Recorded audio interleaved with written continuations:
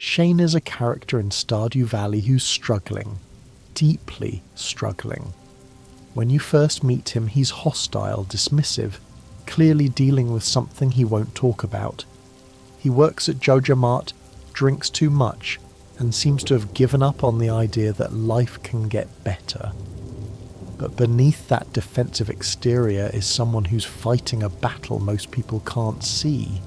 Someone who's trying to survive depression and alcoholism while taking care of a little girl who depends on him. This is Shane's story, about hitting rock bottom and slowly climbing back up, about the long, difficult process of recovery, about learning that getting better doesn't mean being cured, that asking for help isn't weakness, that some days are harder than others and that's okay. Shane's story is about survival, about finding reasons to keep going, about discovering that maybe, just maybe, life is worth living after all. Hey, thanks for being here tonight. I know Stardew Valley is a comfort game for a lot of people, a peaceful escape from the stress of real life. But Shane's story is different. It's not always comfortable. It deals with depression, with alcoholism, with suicidal thoughts, with the messy reality of mental illness. Tonight we're going to walk through Shane's complete journey together, understanding where he's coming from, what he's fighting, and how he slowly starts to heal. We're going to spend time with someone who's struggling, and we're going to see that struggle honestly, without pretending that love or friendship can magically fix everything. You don't need to stay awake for all of it. That's not what this is for. If you drift off while I'm talking about Shane's chickens or his therapy sessions or his relationship with Jazz, that's perfect. I'll keep talking and you can just let go. Let your breathing slow. Let your body sink into rest. Let Shane's story be the last thing on your mind as you fall asleep. Faith, thank you for trusting me with these quiet hours. Let's visit Pelican Town together. Close your eyes whenever you're ready. When you first arrive in Stardew Valley, when you move to your grandfather's old farm and start meeting the townspeople, Shane is one of the least welcoming people you'll encounter. He's standing outside JojaMart or walking through town, and if you try to talk to him, he's rude. Not playfully rude, not tsundere anime character rude, but genuinely hostile. He tells you to leave him alone, asks what you want, makes it clear that he's not interested in being your friend. Shane's rudeness isn't personal, even though it feels that way. He's not hostile because of who you are. He's hostile because he's drowning, because every day is a struggle just to get through, because he doesn't have the energy to be polite to strangers when he can barely manage to take care of himself. Shane is using rudeness as a shield, as a way to keep people at a distance, as protection against having to explain what he's going through or pretend that he's okay when he's not. Shane lives with his Aunt Marnie on her ranch south of your farm. Marnie raises cows and chickens, sells animals and animal products, and she's taken Shane in because he has nowhere else to go. Shane also takes care of Jazz, a young girl who lives with them, his goddaughter whose parents died and left her in his care. Shane is responsible for this child, and this innocent little girl who needs stability and love and attention, and he's trying to provide that while fighting depression and alcoholism, while working a job he hates, while barely holding himself together. Let your breathing find its rhythm, slow and steady, like the gentle rain on a farmhouse roof. Shane works at JojaMart, the big corporate store on the edge of town. It's a soul-crushing job, the kind of work that grinds you down day after day. Shane stocks shelves and deals with customers, takes orders from Morris, the store manager who treats employees like replaceable parts in a machine. The work is monotonous, meaningless, poorly paid. Shane knows he's just a number to Joja Corporation, that they don't care about him as a person. that he could be replaced tomorrow and no one would notice or care. But Shane needs the job. He needs the money to help Marnie with expenses, to buy food for Jazz, to pay for the alcohol that's become his primary coping mechanism. Shane is trapped in a cycle. He hates his job, so he drinks to cope with hating his job. But he needs the job to afford the drinking, and the drinking makes it harder to do the job well, which makes him hate it more. It's a downward spiral, and Shane knows it, but he doesn't know how to stop, doesn't know how to break free, doesn't see any other options. JojaMart represents everything that's wrong in Shane's life. It's corporate, impersonal, exploitative. It takes and gives nothing back except a paycheck that's barely enough to survive on. Working at JojaMart is a daily reminder that Shane's life hasn't turned out the way he hoped, that he's stuck in a dead-end job with no prospects, that this is probably as good as it's gonna get. The fluorescent lights, the corporate slogans, the fake cheerfulness Morris demands from employees, all of it is suffocating, soul-destroying. A constant weight pressing down on Shane's already fragile mental state. Shane's co-worker Sam also works at JojaMart, but Sam is young, optimistic, still believes that life will get better. Sam has dreams of being a musician, has friends, has hope. Shane used to be like that, maybe, a long time ago. But now he's older, more worn down, and he's lost the ability to hope for anything better. Shane sees Sam and remembers what it was like to believe in the future, and it hurts. Fussy, so he keeps his distance, doesn't get close, doesn't let himself care. Shane's relationship with alcohol is complicated, destructive, and central to understanding his character. Shane drinks to cope, to numb the pain, to make it through another day. He drinks at the Stardrop Saloon most evenings, sitting at the bar, ordering beer after beer, trying to quiet the thoughts in his head. Shane knows he's drinking too much, knows it's a problem, but he doesn't know how else to deal with the depression, the anxiety, the constant feeling that everything is hopeless and nothing will ever get better. Alcoholism isn't a choice Shane made consciously. It's something that developed gradually, a coping mechanism that started as occasional drinking and slowly became a dependency. Shane didn't wake up one day and decide to become an alcoholic.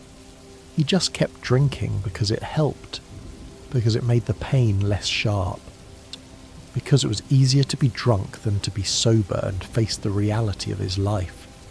And then one day he realized he couldn't stop, that he needed the alcohol, that going without it made everything worse. Shane's drinking affects everyone around him. Marnie worries about him, tries to talk to him about it, but Shane brushes her off, insists he's fine, gets defensive when she brings it up. Jazz doesn't fully understand what's happening, but she knows Shane smells funny sometimes. Raz knows he's sad a lot, knows that some days he can barely get out of bed.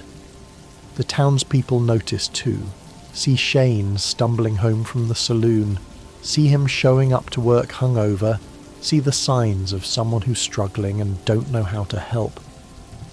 Let your muscles release their tension, starting from your toes, moving upward, letting go of everything you're holding. Shane's depression is the foundation of everything else in his story. He's not just sad, he's clinically depressed, dealing with a mental illness that affects every aspect of his life. Shane wakes up exhausted even after sleeping. He has no energy, no motivation, no interest in things that used to bring him joy. Everything feels heavy, difficult, pointless. Shane goes through the motions of living, working, taking care of Jazz, but he's not really present, not really engaged, just surviving day to day. Depression tells Shane lies. It tells him he's worthless, that nothing he does matters, that everyone would be better off without him. It tells him there's no point in trying to get better because nothing will change, that this is just how life is, that he should accept it and stop fighting. Depression is a voice in Shane's head that never shuts up, that colours every thought, that makes even simple tasks feel impossible. Shane's depression isn't caused by one thing. It's not just the job or the drinking or the responsibility of caring for Jazz. It's a combination of factors: genetics, brain chemistry, life circumstances, trauma, loss. Shane's depression is a medical condition, an illness that requires treatment, not a character flaw or a choice or something he can just snap out of if he tries hard enough. But Shane doesn't see it that way, at least not at first. He thinks he's weak, that he should be able to handle things better, that asking for help would be admitting defeat. The worst part of Shane's depression is the isolation. He feels completely alone, like no one understands what he's going through, like he's the only person in the world who feels this way. Shane pushes people away because he doesn't want to burden them with his problems, because he's ashamed of his struggles, because he doesn't believe anyone could actually care about him. The isolation makes the depression worse, and the depression makes him isolate more, and the cycle continues, pulling him deeper and deeper into darkness. Jazz is Shane's goddaughter, the daughter of his friends who died and left her in his care. Jazz is young, innocent, full of life and energy and curiosity. She loves playing with her friend Vincent, loves flowers and nature, loves the simple joys of childhood. Jazz doesn't fully understand what Shane is going through, doesn't know about depression or alcoholism or suicidal thoughts. She just knows that Shane is sad sometimes, that he needs her to be patient with him, that she loves him and he loves her even when things are hard. Shane's relationship with Jazz is complicated by his mental illness. He loves her deeply, wants to be a good guardian, wants to give her the stable, happy childhood she deserves. But depression makes everything harder. Some days Shane can barely take care of himself, let alone a child.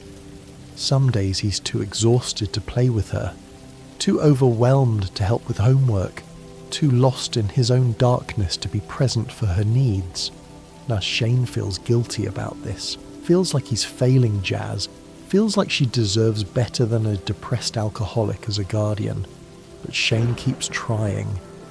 Even on his worst days, even when he can barely function, Shane makes sure Jazz is fed, clothed, safe.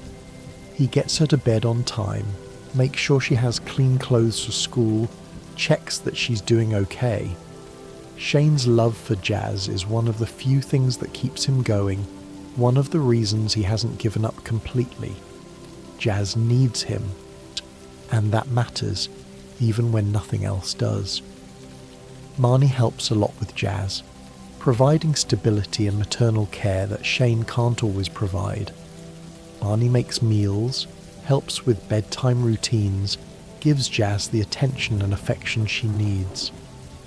Marnie is patient with Shane, understanding that he's doing his best, that his struggles aren't his fault, that he needs support rather than judgment.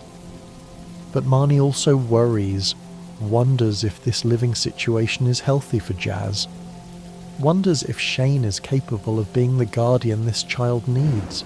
Let your jaw relax, your tongue rest, your face become smooth and peaceful, releasing all tension. When you befriend Shane, when you show up consistently and refuse to give up on him despite his hostility, he starts to open up. Slowly, reluctantly. Shane isn't used to people caring about him, isn't used to someone showing up day after day, bringing him gifts, talking to him, treating him like he matters.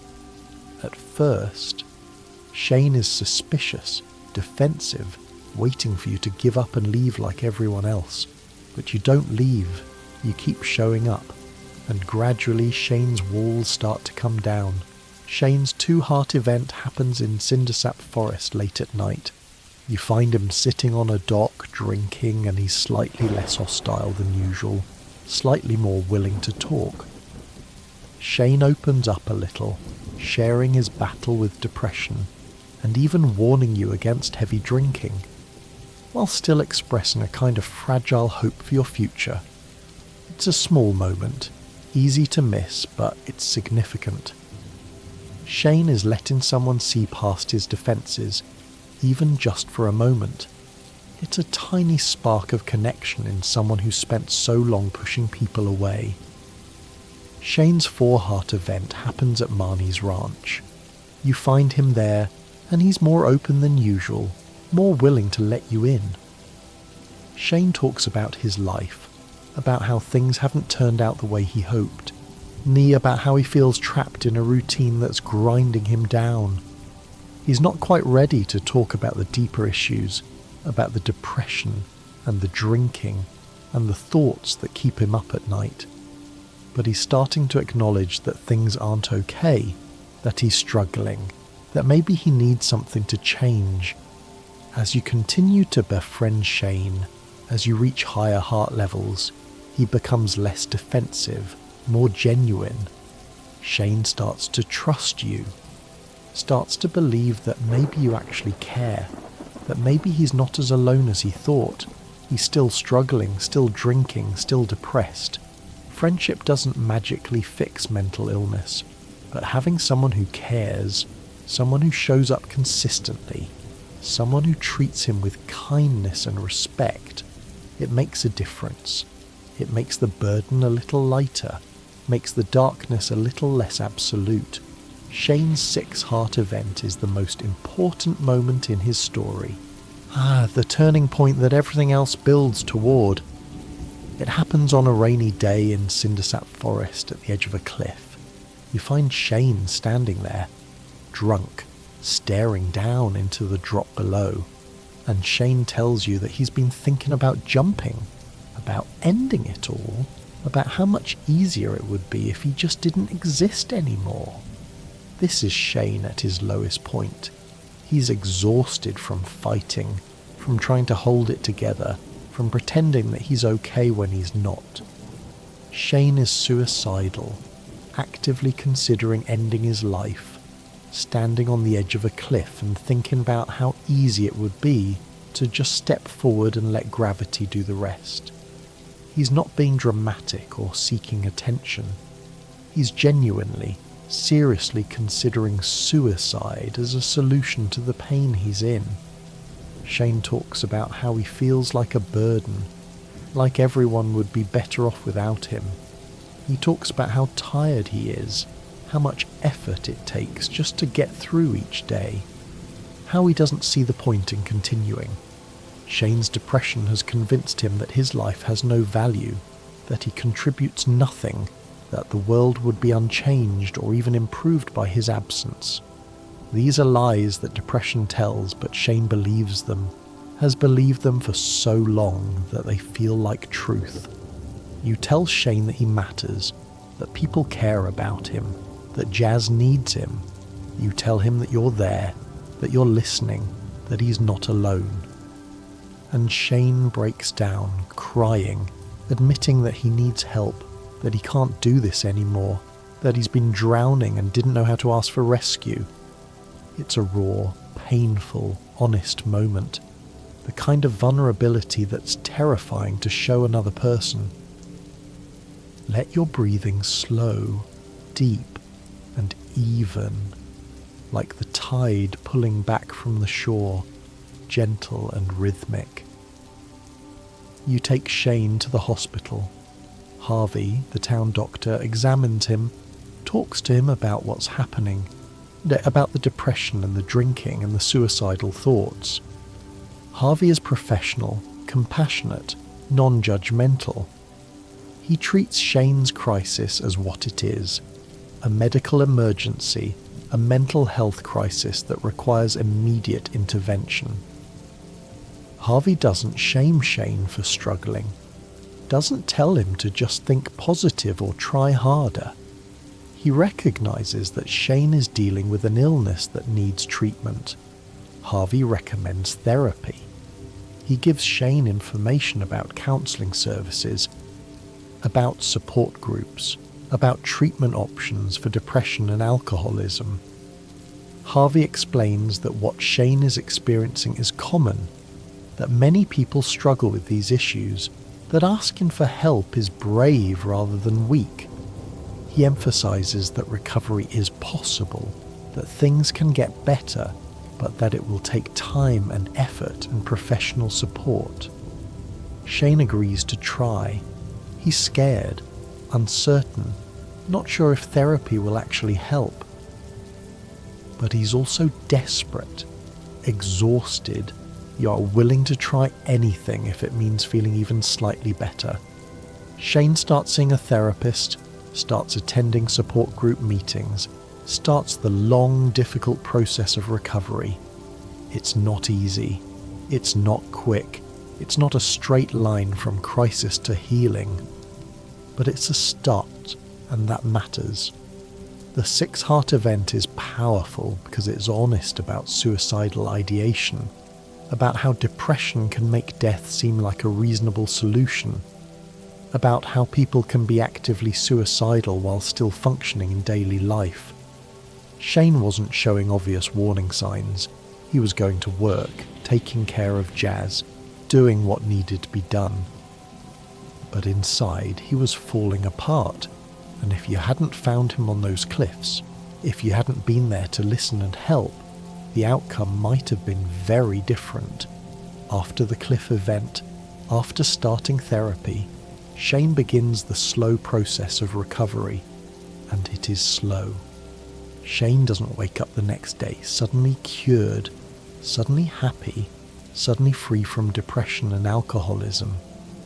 Recovery from mental illness and addiction is a long journey with setbacks and struggles, and days when it feels like nothing is getting better, but Shane is trying, and that's what matters. Shane starts going to therapy regularly. He talks to his therapist about his depression, about his childhood, about the trauma of losing his friends and becoming responsible for Jazz, about his feelings of worthlessness and hopelessness. Therapy gives Shane tools to manage his depression, strategies for coping with difficult emotions, ways to challenge the negative thoughts that have dominated his mind for so long. It's hard work, emotionally exhausting, but Shane keeps showing up, keeps trying, keeps working on getting better. Shane also starts attending support group meetings for people struggling with alcoholism. He hears other people's stories, though realizes he's not alone in his struggles, learns from people who are further along in their recovery journey. The support group gives Shane accountability, community, a safe space to talk about his addiction without judgment. Shane learns about the disease model of addiction, about how alcoholism changes brain chemistry, about why willpower alone isn't enough to overcome it. Shane starts cutting back on drinking. Not all at once, not cold turkey, but gradually, with support from his therapist and his support group. Some days are harder than others. Some days Shane wants to drink so badly it's all he can think about. Some days he gives in, has a beer or two, feels guilty about it afterward, but he's drinking less than before, and he's being honest about his struggles, and he's not giving up even when he has setbacks. Let your body sink deeper into the mattress, heavy and warm, held by softness, safe and supported. Shane's recovery is not linear. There are good days and bad days, progress and setbacks, moments of hope and moments of despair. Some days Shane feels like he's making real progress, like therapy is helping, like he's learning to manage his depression. Other days he feels like he's back at square one, like nothing has changed, like he'll never get better. Recovery is messy, complicated, frustrating. But Shane keeps going, keeps trying, keeps showing up for therapy and support group meetings even when he doesn't want to. Yeah, one of the most important things Shane learns in therapy is that depression is an illness, not a personal failing. For years, Shane blamed himself for his struggles, thought he was weak or broken or fundamentally flawed. But his therapist helps him understand that depression is a medical condition, that it's caused by brain chemistry and genetics and life circumstances, that it's not his fault. This realization is liberating and freeing Shane from some of the shame and self-blame that have been weighing him down. Shane also learns coping strategies for managing his depression. He learns about the importance of routine, of getting enough sleep, of eating regular meals, of exercising. He learns techniques for challenging negative thoughts, for recognizing when his depression is lying to him, for reaching out for support when he's struggling. These tools don't cure Shane's depression, but they give him ways to manage it, just to make it more bearable, to function better even on difficult days. Shane's relationship with Jazz improves as he gets healthier. He has more energy to spend time with her, more patience for her questions and needs, more ability to be present and engaged. Shane starts playing with Jazz more, helping her with homework, taking her on walks around the ranch. Jazz notices the change, notices that Shane seems happier, that he smells less like alcohol, that he's more like the Shane she remembers from before things got really bad. Their relationship becomes stronger, more stable, more like what Shane always wanted it to be. Shane's 8-heart event shows his progress.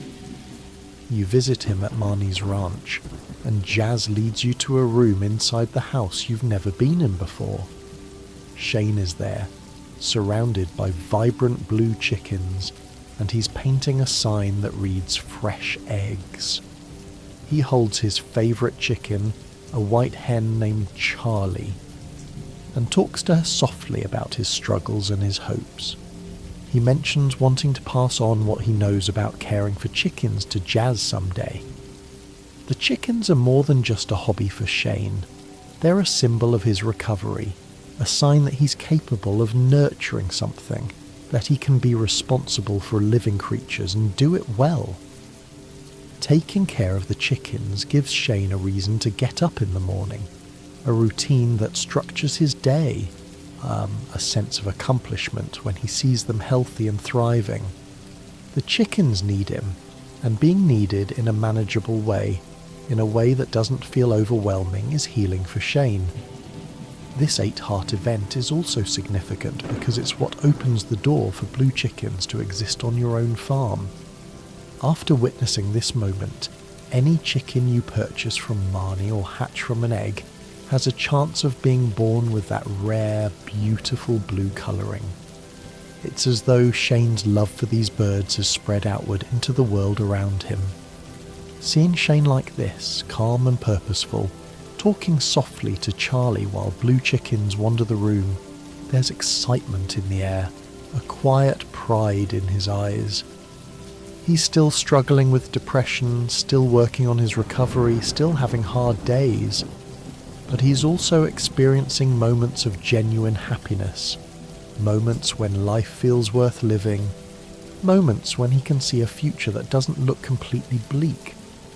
The chickens represent hope, progress, the possibility that things can get better.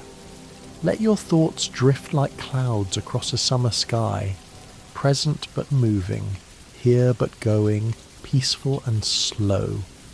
As you continue building your friendship with Shane, you see these changes reflected in his conversations. He's honest about his ongoing struggles. He tells you that he's not cured, that depression doesn't just go away, and that he still has bad days, but he's learning to manage it, learning to cope, learning to ask for help when he needs it. Shane talks about therapy, about how much it's helped, about the tools he's learned for dealing with difficult emotions. He talks about his support group, about how powerful it is to connect with other people who understand what he's going through. Shane also talks about his drinking. He's cut back significantly, has days and sometimes weeks where he doesn't drink at all. But he's honest that it's still a struggle, that the urge to drink doesn't just disappear, that he has to actively work on his sobriety every day.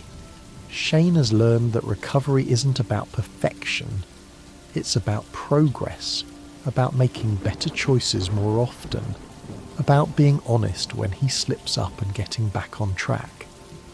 Shane has hope now, fragile and tentative, but real. He can imagine a future where he's okay, where life is worth living, where he's not just surviving but actually experiencing joy. He's not the same person who was standing at that cliff's edge in the rain. He's building something day by day, and that matters. If you choose to romance Shane, if you give him the bouquet and start dating him, the relationship develops slowly, carefully.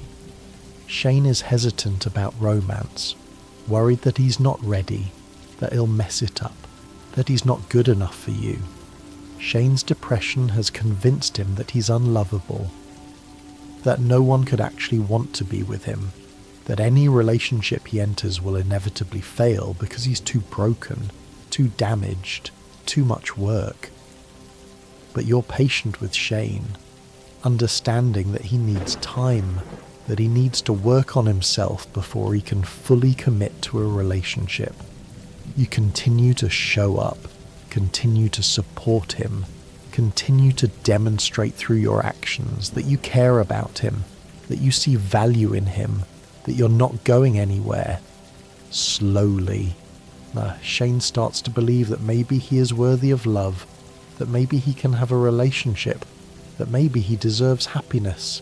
Shane's 10 heart event is his final heart event before marriage. It's unlike anything you might have expected. Shane knocks on your door early one morning before 6:30 a.m. and invites you to come with him to the city. He's going to a grid ball match. His favourite team, the Zuzu City Tunnelers, are playing, and he wants you there beside him. You meet him at the bus stop that afternoon and travel together to Zuzu City, to a stadium full of noise and life and colour. At the game, cheering for his team, Shane is genuinely happy. He thanks you for your support, for sticking with him through everything. In a moment of excitement when the Tunnelers score, Shane kisses you and then immediately gets flustered about it. It's an achingly human moment, awkward and warm and real. This is Shane letting himself be happy, letting himself hope. He's not thinking about the job he hates or the darkness that follows him. He's just there, with you, watching his team, alive in a way that he hasn't let himself be in a long, long time. Shane is learning that he can accept joy without bracing for it to be taken away, that needing someone doesn't make him weak, that relationships can be sources of strength rather than just sources of stress. Let your mind become quiet, thoughts fading like stars at dawn, still present but invisible, just and peaceful and still. If you marry Shane, if you give him the mermaid's pendant and he moves onto your farm, life changes for both of you. Shane brings his chickens with him, sets up a coop on your farm, continues his breeding projects. He's excited about having more space for his chickens, about being able to expand his hobby, about living somewhere that feels more like home than Marnie's ranch ever did. Shane is nervous too, worried about being a good husband, about pulling his weight on the farm, about not disappointing you. Shane's room in your farmhouse is messy, not just a little cluttered, but genuinely messy. with empty cans and pizza boxes and clothes on the floor. Some players are disappointed by this, expecting that marriage would fix Shane, that love would cure his depression and make him suddenly organised and tidy. But that's not how depression works. Shane is still struggling, still having hard days, still dealing with the symptoms of his mental illness.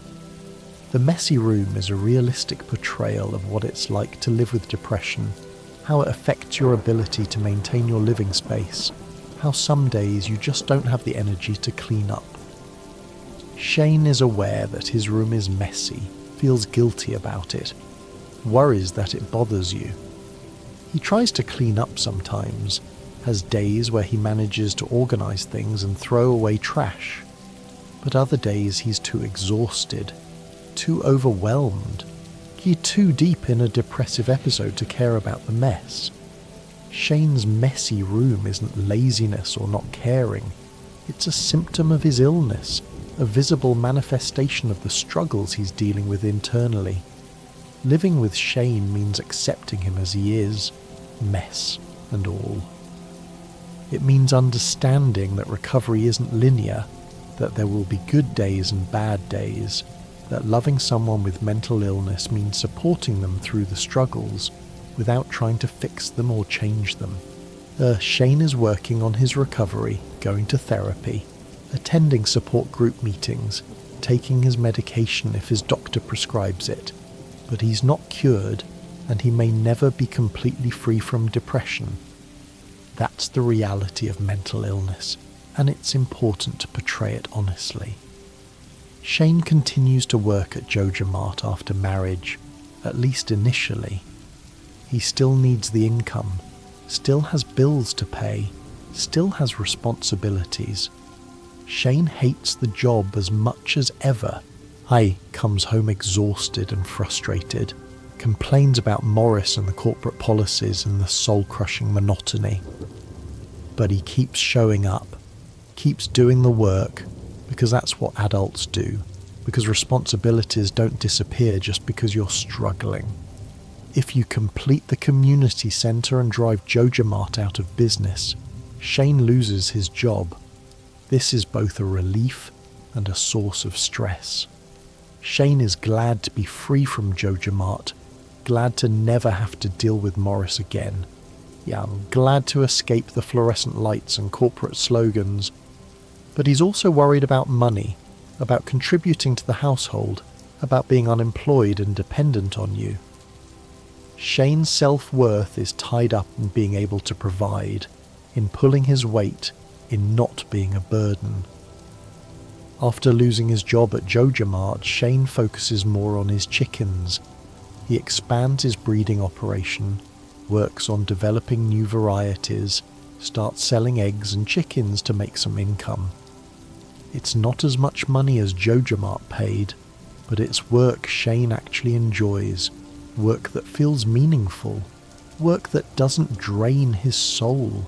Shane is happier working with his chickens than he ever was at JojaMart, and that happiness is worth more than the lost income. Shane also helps out on the farm, feeding animals, watering crops, repairing fences. He's not as efficient as you are, doesn't have the same energy or motivation, but he contributes what he can. Some days Shane does a lot. Yeah, works hard, feels good about helping. Other days he barely manages to feed the chickens, spends most of the day in bed, feels guilty about not doing more. Shane is learning to accept that his capacity varies, that some days he can do more than others, that it's okay to have limitations. Let your body become heavy, so heavy, sinking down into the bed, becoming part of the softness, held and safe. Shane's relationship with Jazz continues after he moves to your farm. Jazz visits regularly, comes to see Shane and the chickens, spends time in the farm. Shane is more present for her now, more able to be the guardian she needs, more capable of giving her attention and affection. Jazz is happy that Shane seems better, that he smiles more, that he doesn't smell like alcohol as often. She doesn't fully understand what Shane has been through, but she knows things are improving, and that makes her feel more secure. Shane still has moments of guilt about Jazz, and about the times when his depression made him unavailable, about the ways his struggles have affected her. He worries that he's damaged her, that she'll grow up with issues because of his mental illness, that he's failed her as a guardian. Shane's therapist helps him work through this guilt, helps him understand that he's doing his best, that Jazz is resilient, that children can handle imperfect parents as long as they feel loved and safe. Marnie is relieved that Shane is doing better, that he's found someone who supports him, that he's working on his recovery. She still worries, still checks in regularly, still offers help when Shane needs it. Marnie has been carrying a lot of the burden of caring for both Shane and Jazz, and having Shane more stable, more capable, more present, takes some of that weight off her shoulders. Marnie is proud of Shane for getting help, for doing the hard work of recovery, for not giving up even when things were at their worst. Shane's marriage dialogue reflects his ongoing struggles and his progress. Some days Shane is cheerful, talks about his chickens, mentions something funny that happened, expresses love and appreciation for you. Other days Shane is quiet, withdrawn, clearly having a hard time. He might mention that he's having a bad day, that his depression is acting up, that he's struggling but trying to push through. Shane is honest about his mental state, doesn't pretend to be okay when he's not, trusts you enough to be vulnerable. Shane sometimes talks about therapy, about things he's learning, about breakthroughs he's had. He might mention a particularly helpful session, a new coping strategy he's trying, a realization he's had about his patterns of thinking. Shane is engaged in his recovery, actively working on his mental health, not just going through the motions. He takes his therapy seriously, does the homework his therapist assigns, practices the skills he's learning. Shane also talks about his support group, about the people he's met there, about how helpful it is to connect with others who understand addiction. He might mention someone who's celebrating a sobriety milestone, someone who's struggling and needs extra support, someone who shared a story that resonated with him. The support group is an important part of Shane's recovery, providing community and accountability, and understanding that he can't get anywhere else. On bad days, Shane might mention that he's thinking about drinking, that the urge is strong, that he's having to actively resist. He's honest about his struggles with sobriety, doesn't pretend that the desire to drink has disappeared. But Shane is also honest about his commitment to staying sober, about using his coping strategies, about reaching out for support when he needs it. Shane has learned that honesty about his struggles is crucial for maintaining his sobriety, whereas that hiding his urges only makes them stronger. Shane's 14 Heart event, if you're married to him, shows more of his ongoing journey in a way that's both tense and quietly triumphant. It unfolds over 3 days in Pelican Town. On the first day, you see Shane leaving the Stardrop Saloon looking disoriented, and Marnie and Jazz are standing nearby, worried, hinting that maybe Shane has slipped back into his old habits. You're worried too. On the second day, you confront him about it, asking if he's been drinking again. Shane gets defensive, angry that you'd accuse him, and walks away. It's painful, the kind of misunderstanding that cuts deep in a relationship, the kind of moment where old fears rush back in. But on the third day, you go into the saloon to find him, and you discover the truth. Shane isn't drinking. He's sitting at an arcade machine surrounded by cans of Joja Cola, completely absorbed in a game. Shane has found a new coping mechanism, and he's something to channel his restless energy into. Something that keeps his hands busy and his mind occupied on the hard days. It's not a perfect solution, but it's a far better one than where he was. Shane has found a way to manage his urges that doesn't hurt him or the people he loves. It's a reminder that recovery is creative and messy, that people find their footing in unexpected ways, that what matters isn't the path but the direction. Shane is still here, still trying, and that's everything. Let your breathing become automatic, effortless, your body knowing what to do without any thought or effort required. Shane talks about how much your support means to him, how having someone who understands and doesn't judge makes the hard days more bearable. He's careful to emphasize that you're not responsible for his mental health, that his recovery is his own work, that you can't fix him, but you can be there, can listen, can remind him that he's not alone. And that matters more than Shane can express. Having a partner who accepts him as he is, struggles and all, is something Shane never thought he'd have. This 14 Heart event is important because it shows that Shane's story doesn't end with recovery beginning.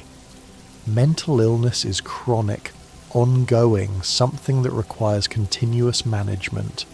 Shane will have good periods and bad periods, times when he's doing well and times when he's struggling. That's the reality of living with depression and alcoholism, and it's important to show that honestly, rather than pretending that love or marriage or friendship can cure mental illness. Shane's relationship with the other townspeople improves as he gets healthier. He's less hostile, more willing to engage in conversation, more present at community events. Shane starts attending festivals, participating in town activities, being part of the community rather than isolating himself. People notice the change, comment on how much better Shane seems, express happiness that he's doing well. Emily, who works at the Stardrop Saloon, has watched Shane's drinking for years. She's seen him at his worst, has served him countless beers, has worried about him.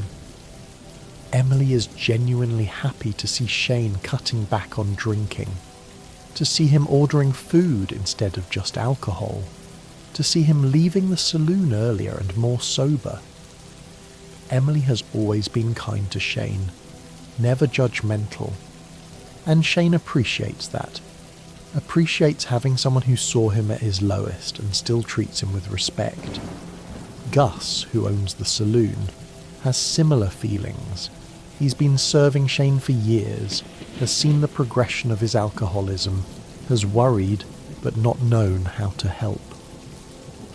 Gus is relieved to see Shane doing better, to see him taking control of his drinking, to see him working on his recovery. Gus makes sure to have non-alcoholic options available, makes sure Shane feels welcome at the saloon even when he's not drinking, supports his recovery in small but meaningful ways.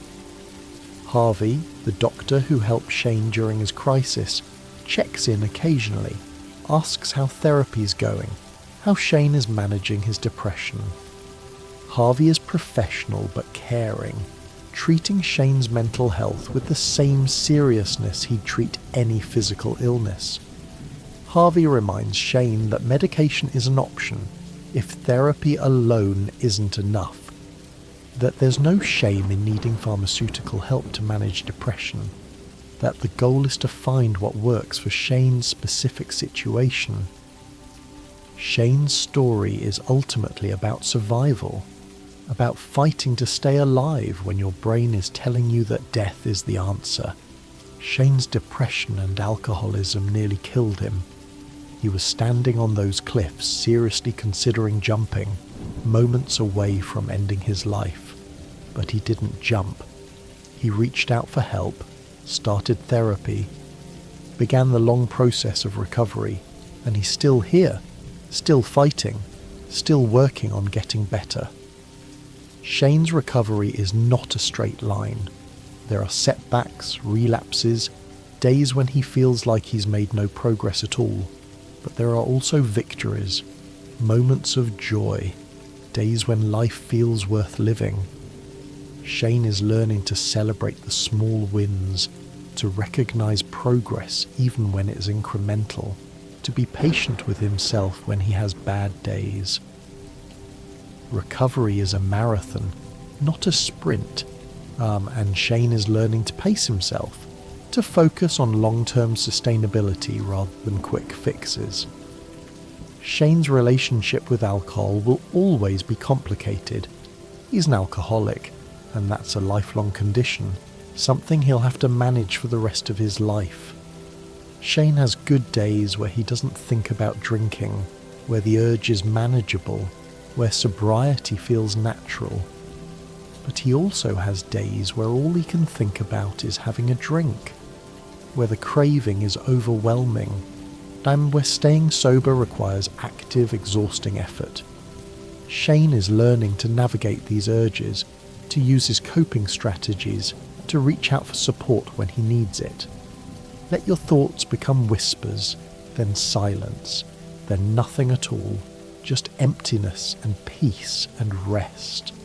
Shane's depression will also be a lifelong companion. He's learning to manage it, to recognise the warning signs of a depressive episode, to use his tools before things get too bad. But depression doesn't just go away. Shane will have periods where he's doing well, where his mood is stable, where he can function normally, and he'll have periods where the darkness comes back, where getting out of bed feels impossible, where everything seems hopeless again. Shane is learning that this is okay, that having depression doesn't mean he's broken, that managing a chronic illness is a valid way to live. Shane's chickens remain an important part of his life and his recovery. They give him routine, purpose, something to care for.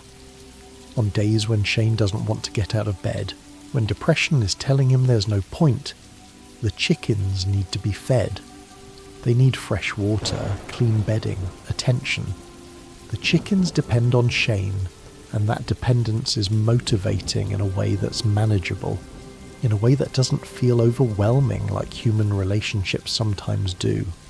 Shane's blue chickens are his pride and joy, proof that he can create something beautiful and nurture it into existence. Nis Kiwo.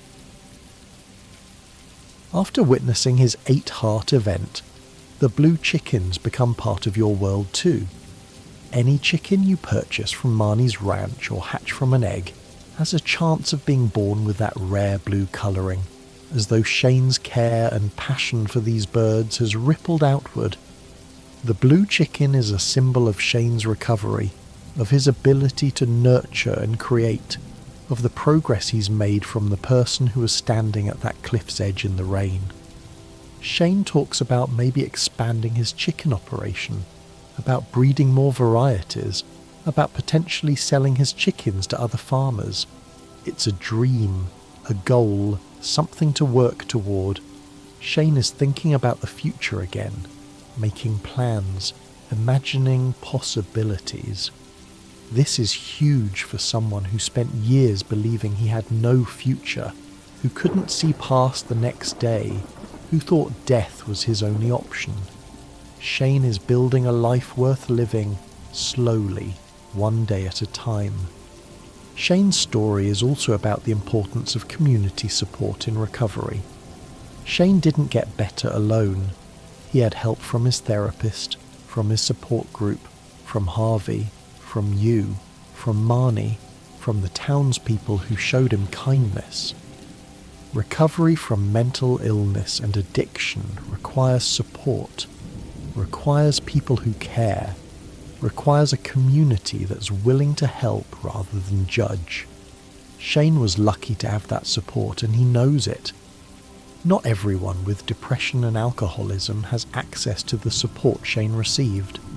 Not everyone has a friend who shows up consistently, a doctor who takes their crisis seriously, access to therapy and support groups. Shane's story is hopeful, but it's important to recognise that his recovery was possible, partly because he had resources and support that many people lack. Mental health care should be accessible to everyone, but it's not. And that's a systemic problem that needs to be addressed.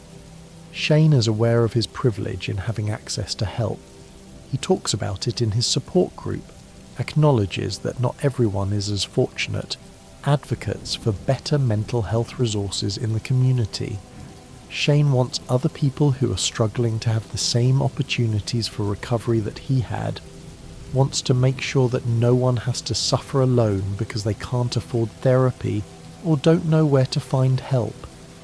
Shane's experience has made him more empathetic, more aware of other people's struggles, more willing to offer support to those who need it. He's not a therapist, doesn't try to fix people's problems, but he's willing to listen, to share his own story, to let people know they're not alone. Shane has learned that sometimes the most helpful thing you can do for someone who's struggling is just to be there, to show up, to demonstrate through your presence that they matter.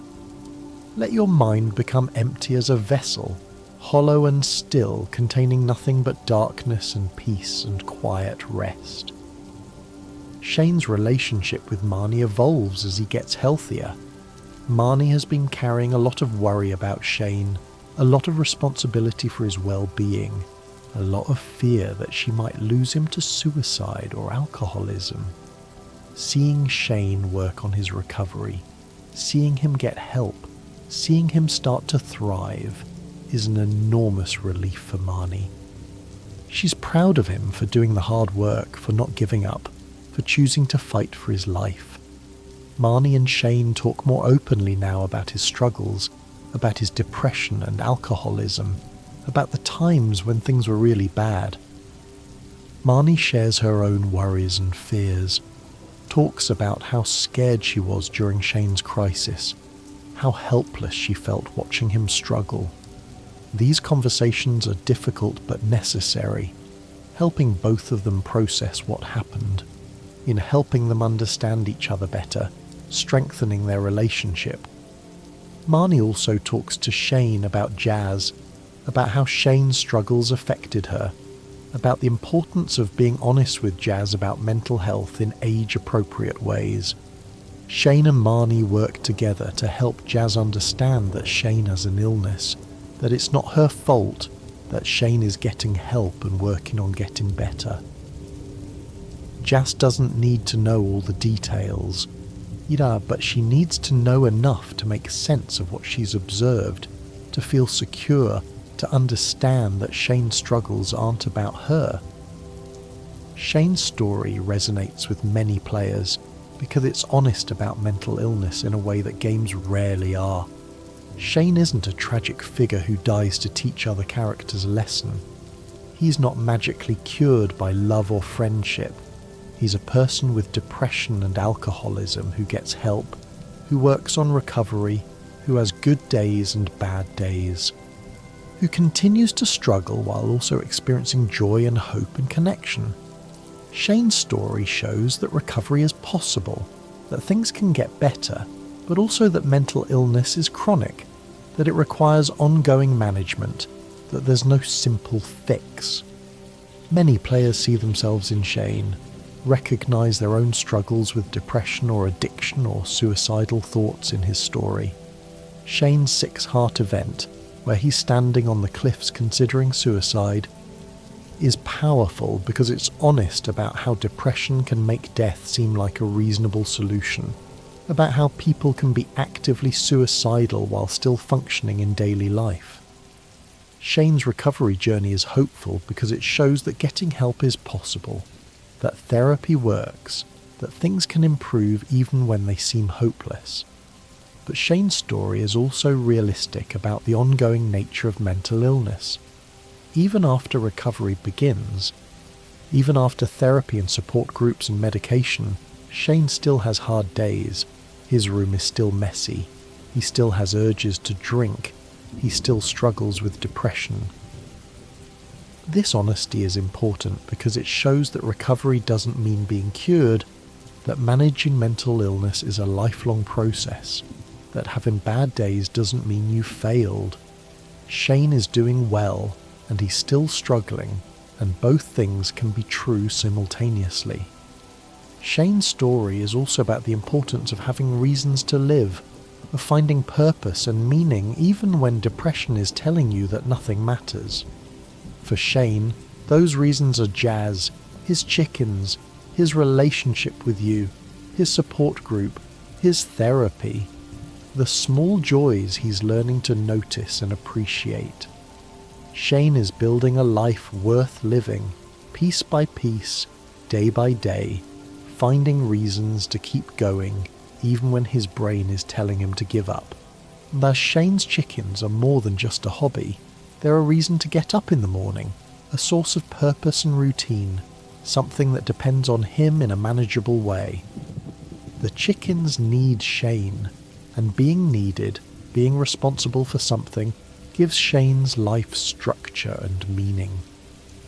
On days when Shane doesn't want to get out of bed, when depression is overwhelming, the chickens still need to be fed, and that simple responsibility can be enough to get him moving, and to get him through another day. Jazz is another crucial reason for Shane to keep living.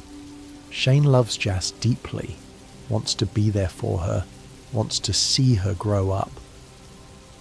When Shane was standing on those cliffs considering suicide, one of the things that stopped him was thinking about Jazz, about how his death would affect her, about how she needs him. Shane's love for Jazz isn't enough to cure his depression, but it's enough to keep him fighting, to keep him choosing life even when death seems easier.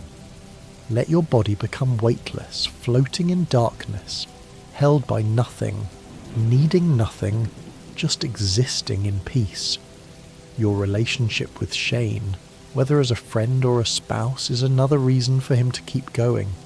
Shane has learned that he matters to you, that you care about him, that your life is better with him in it.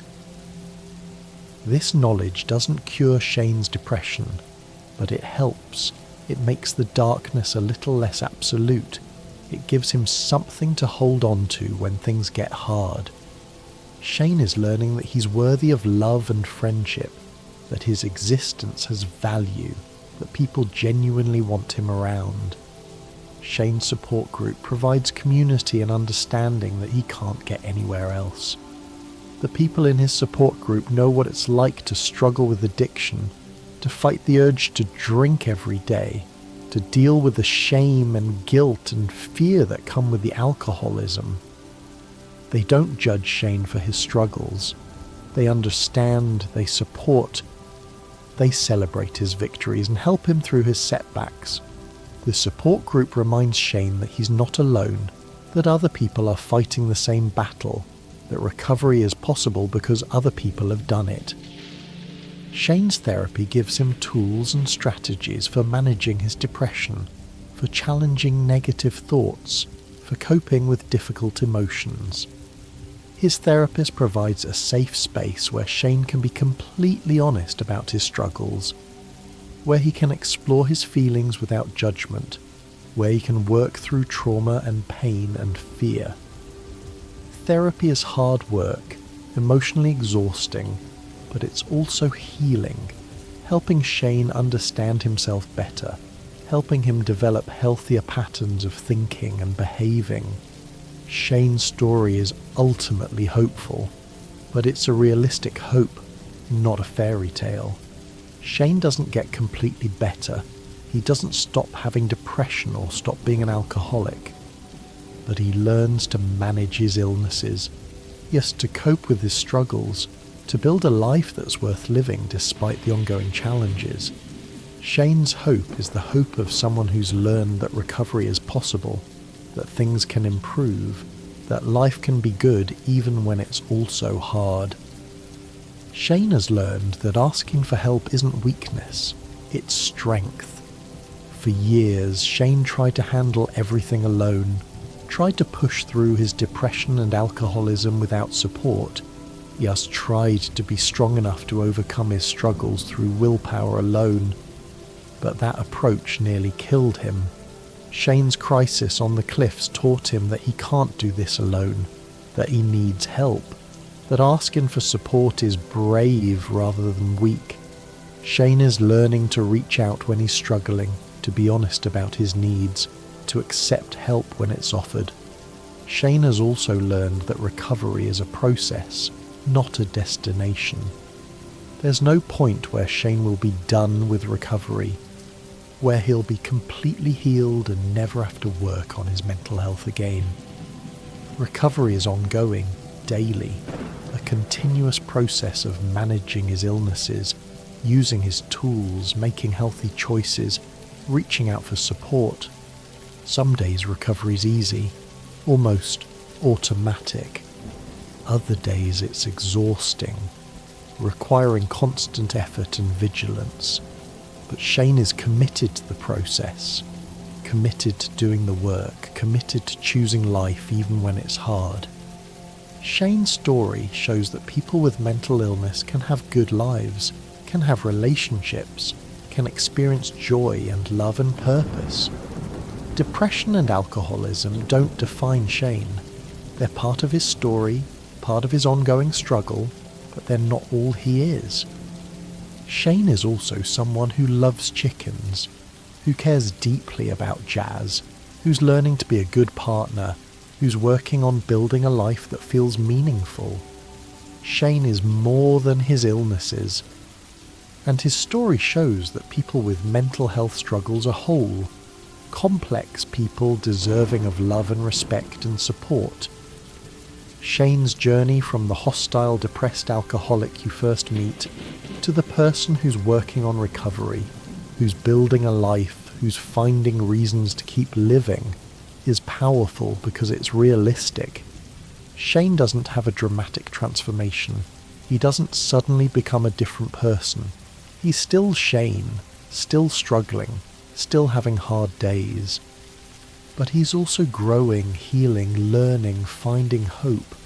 Shane's progress is incremental, sometimes barely noticeable, but it's real and it matters. Shane's story teaches us about empathy, about not judging people for their struggles, about understanding that hostility and rudeness often come from pain rather than malice. When you first meet Shane, it would be easy to write him off as just a jerk, as someone not worth befriending. But if you persist, if you show up consistently, if you treat him with kindness despite his hostility, you discover that Shane is struggling, that his rudeness is a defense mechanism, that underneath the hostile exterior is someone who's fighting for his life. Let your consciousness fade like fog burning away, present then absent, here then gone, leaving only peace and rest.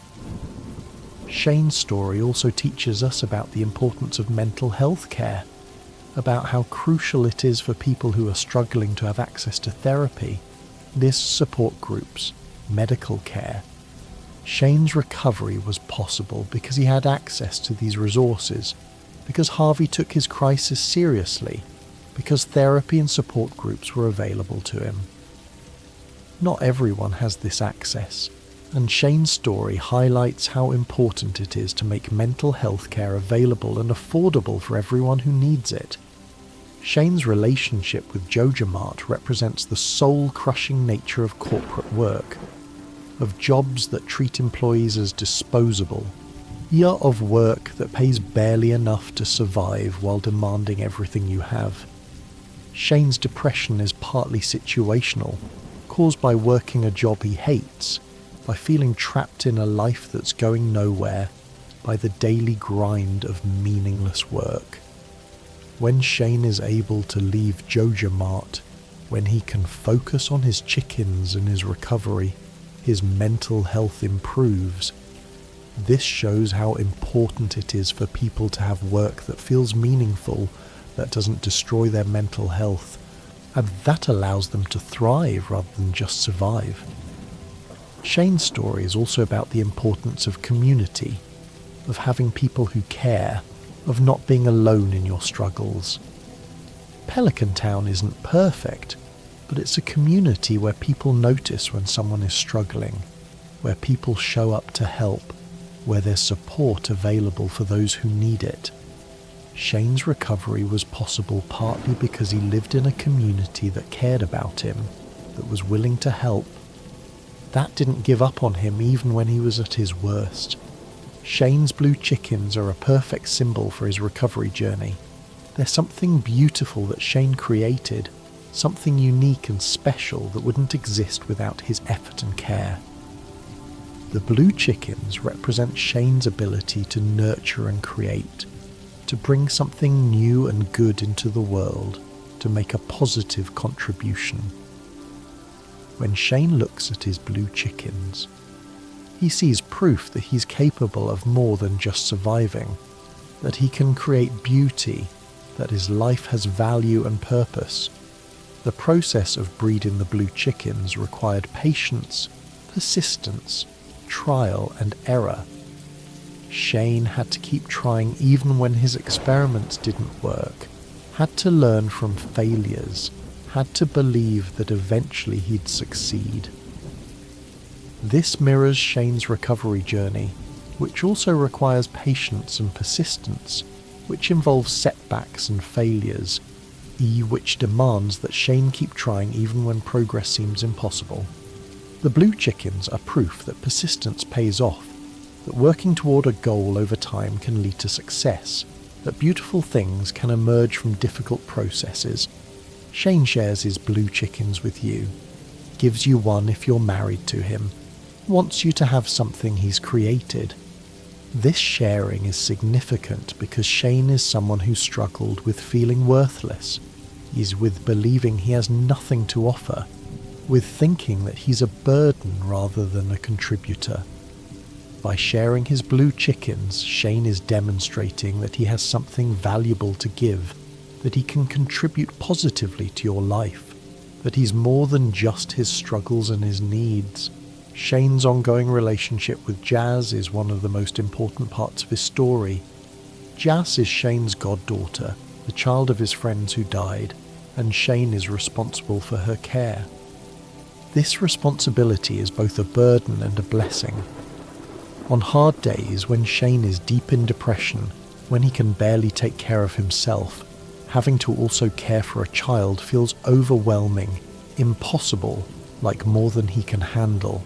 But Jazz is also one of Shane's primary reasons for living, one of the things that keeps him fighting, one of the people who makes his life feel meaningful. Shane worries constantly about how his struggles affect Jazz, about whether he's a good enough guardian, about whether she's being damaged by living with someone who has depression and alcoholism. These worries are valid, but Shane's therapist helps him understand that what matters most is that Jazz feels loved and safe, that Shane is working on his recovery, that he's doing his best. Children are resilient, and as long as they have at least one stable, loving adult in their life, they can handle imperfect situations. Jazz loves Shane unconditionally, the way children love their parents. She doesn't judge him for his struggles, doesn't think less of him for having depression, doesn't understand enough about alcoholism to be ashamed of it. Jazz just knows that Shane is her person, that he takes care of her, that he loves her, and that's enough. Jazz's unconditional love is healing for Shane, reminding him that he's worthy of love, that his struggles don't make him unlovable, that he matters to someone regardless of his mental health status. Let your breathing become so slow. Eyes so quiet, barely disturbing the air, barely existing, just a whisper of life. Shane is learning to be more present for Jazz, to engage with her more fully, to be the guardian she deserves. As Shane's mental health improves, as he drinks less, as he develops better coping strategies, he has more energy and capacity for Jazz. Shane plays with her more, helps with homework, takes her on outings, gives her the attention and affection she needs. Jas notices the difference, notices that Shane seems happier, that he's more available, that things feel more stable. This improvement in their relationship is one of the most rewarding aspects of Shane's recovery. Shane also works on being honest with Jas about his struggles in age-appropriate ways. He doesn't burden her with details she's too young to understand, but he also doesn't pretend that everything is fine when it's not. Shane explains that he has an illness that makes him sad sometimes, like that he's getting help from a doctor, that it's not Jas's fault and there's nothing she needs to do to fix it. This honesty helps Jas understand what's happening, helps her feel less confused and scared, helps her know that Shane's struggles aren't about her. Shane's story is also about the importance of self-care, of learning to take care of yourself even when depression makes it feel impossible. Whereas Shane is learning basic self-care skills that depression had made him neglect. Eating regular meals, getting enough sleep, exercising, maintaining hygiene, keeping his living space reasonably clean. These things seem simple, but for someone with depression, they can be incredibly difficult, requiring conscious effort and energy that's in short supply. Shane's therapist emphasizes the importance of routine, of having structure in his day, the idea of doing certain things at certain times even when he doesn't feel like it. Routine helps manage depression by reducing the number of decisions Shane has to make, by creating automatic patterns that don't require motivation or energy. Shane has a morning routine now. Get up at a certain time, feed the chickens, eat breakfast, take a shower. On good days, this routine is easy. On bad days, it's exhausting. But having the routine means Shane does these things even on bad days, even when depression is telling him to stay in bed. Shane is also learning about the connection between physical health and mental health, about how exercise can help with depression, how nutrition affects mood, how sleep is crucial for mental well-being. Shane starts taking walks, tries to establish more regular meals, starts prioritizing sleep. These changes don't cure his depression, but they help. They make the symptoms more manageable. They give him more energy and capacity for dealing with difficult emotions. Shane's self-care also includes setting boundaries, learning to say no, not taking on more than he can handle. For years, Shane pushed himself to do everything, to meet every expectation, to never admit that he was struggling or needed help. But this approach led to burnout, to crisis, to standing on those cliffs considering suicide. Shane is learning that it's okay to have limits, that saying no isn't selfish, that taking care of himself is necessary rather than indulgent. Shane's relationship with alcohol remains complicated even as he works on his sobriety. Shane is an alcoholic, and that's a lifelong condition. He'll always have to be careful around alcohol. Will always have to manage his relationship with it. Will always be at risk of relapse. Shane has learned that he can't drink casually, can't have just one beer, can't be around alcohol without it triggering cravings. This knowledge is both freeing and limiting, helping Shane understand his boundaries while also restricting his options. Shane attends his support group meetings regularly, finds strength and accountability in the community there. He hears other people's stories, learns from their experiences, shares his own struggles and victories. The support group reminds Shane that he's not alone in his addiction, that other people understand what he's going through. Yet that recovery is possible because other people have done it. Shane has sponsors in his support group, people he can call when he's struggling, when the urge to drink is overwhelming, when he needs someone to talk him through a difficult moment. Shane has developed strategies for managing his cravings, for dealing with the urge to drink without actually drinking.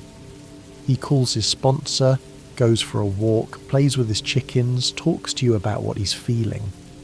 Shane has learned to recognise his triggers, the situations and emotions that make him want to drink, and he's developed plans for handling those triggers in healthier ways.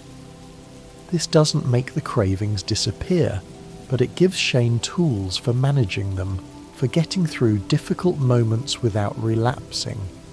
Let your mind become quiet as falling snow, each thought settling and disappearing, leaving only stillness and peace. Shane has had slips, times when he's drunk when he didn't plan to, when the craving was too strong and he gave in. These slips are painful, filled with guilt and shame and fear that he's ruined all his progress. But Shane's therapist and support group help him understand that slips are part of recovery, that they don't mean he's failed, that what matters is getting back on track rather than giving up. Shane is learning to be compassionate with himself when he slips, to treat himself with the same kindness he'd show a friend who was struggling. Shane's sobriety is measured in days, then weeks, then months. Each milestone is celebrated, acknowledged as an achievement, recognised as proof that Shane is capable of change, that recovery is possible. Shane is proud of his sobriety, proud of the work he's done, proud of choosing not to drink even when every part of him wants to. This pride is new for Shane, who spent years feeling ashamed of himself, thus he's feeling like a failure, feeling like he had nothing to be proud of. Learning to feel proud of his accomplishments, even small ones, is part of Shane's healing. Shane's story is also about the importance of hope, of believing that things can get better even when they seem hopeless. For years, Shane had no hope. He believed that his life would always be this way, that he'd always be depressed and alcoholic and miserable, believed that there was no point in trying to change because nothing would ever improve. This hopelessness is what led Shane to those cliffs, to considering suicide as the only way out of his pain. But Shane's crisis, as terrible as it was, also created an opening for hope. When Shane hit rock bottom, when he was standing on those cliffs, he had a choice: jump or ask for help. Shane chose to ask for help, and that choice changed everything. It didn't immediately make things better. The hole didn't cure his depression or his alcoholism, but it started him on a path toward recovery, toward a life that's worth living, toward hope. Shane's hope is fragile, tentative, easily shaken by bad days and setbacks, but it's real, and it's growing, and it's making a difference in how Shane experiences his life. Shane can imagine a future now, can make plans, can think about possibilities. This ability to hope, to believe that things can improve, is crucial for recovery.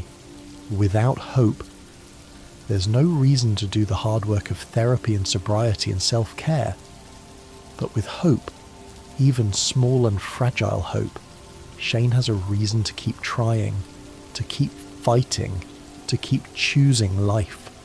Shane's hope is grounded in reality rather than fantasy. He's not hoping for a magical cure, not expecting to wake up one day suddenly free from depression and alcoholism. Shane's hope is that he can manage his illnesses, that he can build a life that's good despite his struggles, that he can experience joy and love and purpose even while dealing with ongoing mental health challenges. This realistic hope is more sustainable than fantasy hope, more achievable, more likely to actually come true. Shane's relationship with you, whether as a friend or a spouse, is a crucial part of his recovery, but not the entirety of it. You didn't save Shane. You can't fix his depression or cure his alcoholism. But you were there when he needed someone. You showed him that he matters. You supported him through his crisis and his recovery. Your presence in Shane's life has made a difference, has given him a reason to keep fighting, has reminded him that he's not alone. Shane is careful to maintain his own identity and his own recovery separate from your relationship. He doesn't want to become dependent on you, doesn't want his mental health to be entirely tied to your presence, doesn't want to put the burden of his well-being on your shoulders. Shane is learning that healthy relationships involve interdependence rather than dependence, that he can accept support without losing himself, that he can be in a relationship while also maintaining his own recovery work. You and Shane have conversations about boundaries, about what you can and can't provide, about how to support each other without enabling unhealthy patterns. These conversations are sometimes difficult, requiring honesty and vulnerability from both of you. But they're necessary for building a healthy relationship, for ensuring that Shane's recovery is sustainable, for making sure that you're not taking on more than you can handle. Shane appreciates your patience, your willingness to accept him as he is, your understanding that recovery is a process. You don't expect Shane to be perfect. Don't get frustrated when he has bad days. Don't judge him for his ongoing struggles. This acceptance is healing for Shane, whereas showing him that he's worthy of love even with his flaws, that his mental illness doesn't make him unlovable, that he can be in a relationship without having to pretend to be someone he's not. Let your body become part of the darkness, indistinguishable from the night, at peace and at rest. Shane's story resonates with so many players because it's honest about mental illness in a way that's rare in games. Most games either ignore mental health entirely or treat it as something that can be cured through love or friendship or completing a quest. But Shane's story shows that mental illness is chronic, that recovery is ongoing, that there's no simple fix. Shane gets help, works on his recovery, and still struggles.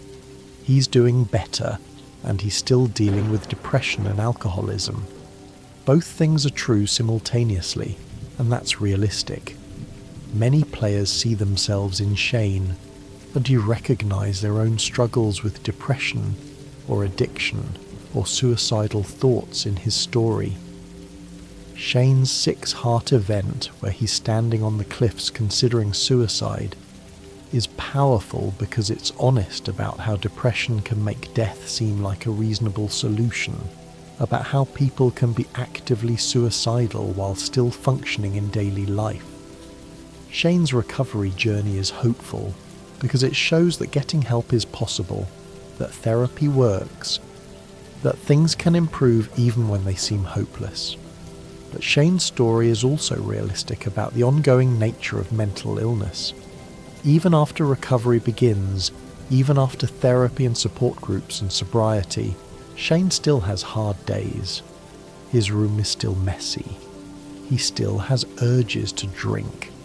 He still struggles with depression. This honesty is important because it shows that recovery doesn't mean being cured, that managing mental illness is a lifelong process, that having bad days doesn't mean you've failed. Shane is doing well and he's still struggling, and both things can be true simultaneously. Shane's messy room after marriage is one of the most controversial aspects of his character, with some players disappointed that marriage doesn't fix him.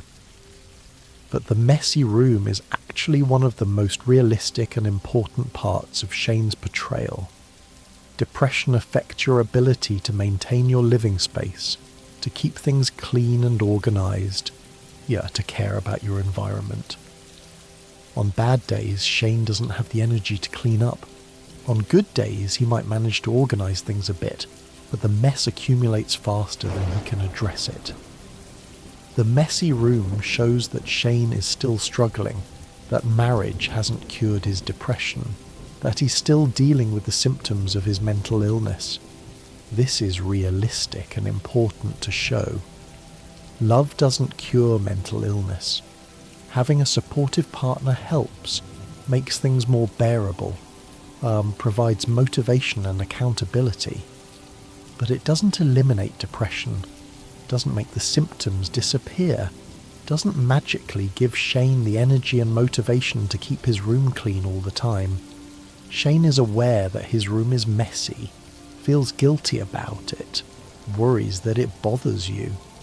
He tries to clean up sometimes, has days where he manages to organise things and throw away trash. But other days he's too exhausted, too overwhelmed, too deep in a depressive episode to care about the mess. Shane's messy room isn't laziness or not caring.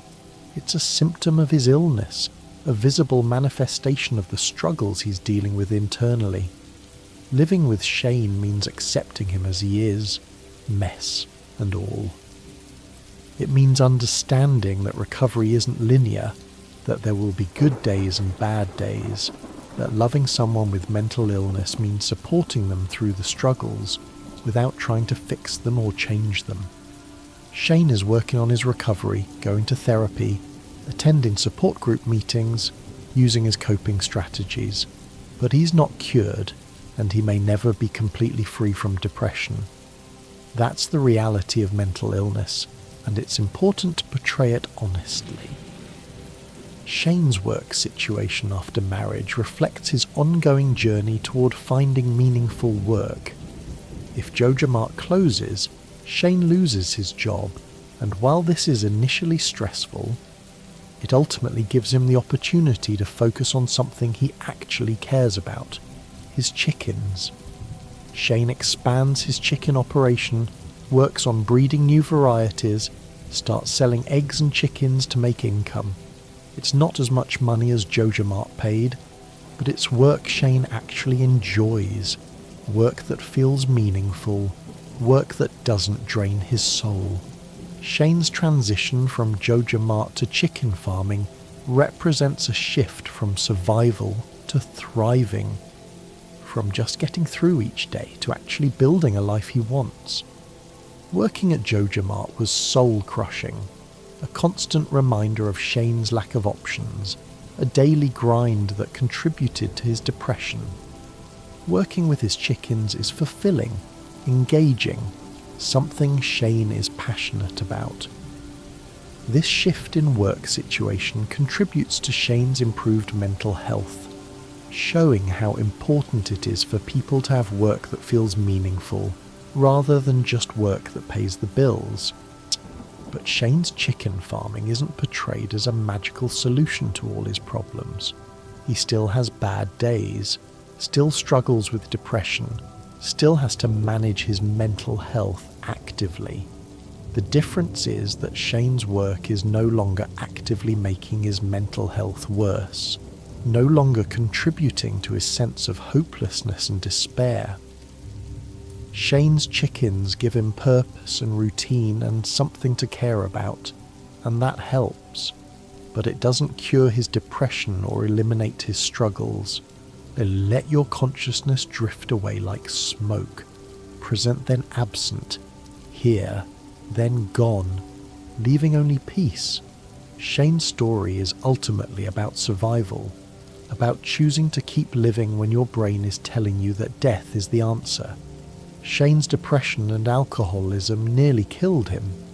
He was standing on those cliffs, seriously considering jumping, moments away from ending his life. But he didn't jump. He reached out for help, started therapy, began the long process of recovery.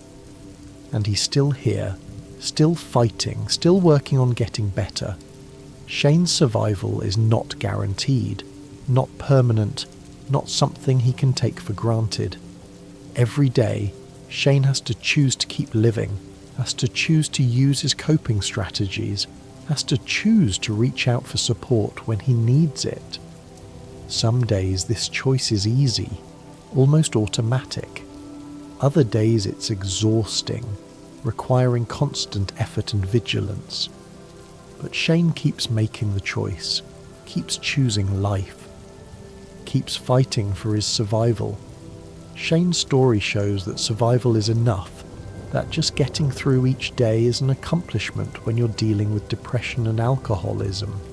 Shane doesn't have to be thriving every day, doesn't have to be constantly improving, doesn't have to meet anyone's expectations except his own. Some days, Shane's only accomplishment is staying alive, and that's enough. That's more than enough. That's everything. Shane's relationship with the other townspeople continues to evolve as he works on his recovery. People notice that Shane seems better, that he's less hostile, that he's more engaged with the community. They comment on the change, express happiness that he's doing well, offer support and encouragement. The townspeople's positive response to Shane's recovery reinforces his progress, reminds him that people care, shows him that his efforts are noticed and appreciated. But Shane also deals with stigma, with people who judge him for his past behaviour, who remember him as the hostile drunk and have trouble seeing him as anything else. Some townspeople are sceptical of Shane's recovery, doubt that he's really changed, expect him to relapse. This skepticism is painful for Shane, a reminder that his past follows him, that people's perceptions don't change as quickly as his behaviour does. Shane is learning to accept that he can't control what other people think, or that he can only control his own actions, that proving himself is a long-term process. Shane's relationship with Sam, his former co-worker at JojaMart, is complicated. Sam is younger, more optimistic, still believes that life will get better. Sam has dreams of being a musician, has friends, has hope. Shane used to resent Sam's optimism, used to find it annoying and naive. But as Shane works on his recovery, as he develops his own hope, he starts to appreciate Sam's positive outlook. He starts to see it as something valuable rather than something to mock. Shane and Sam aren't close friends, but they have a mutual respect, a shared understanding of what it was like to work at JojaMart, a connection based on surviving the same soul-crushing job.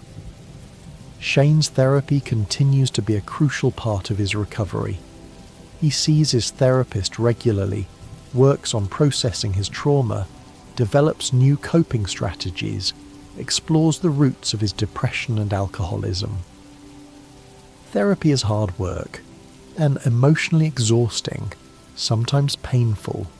Shane has sessions where he cries, where he confronts difficult memories, where he has to sit with uncomfortable emotions.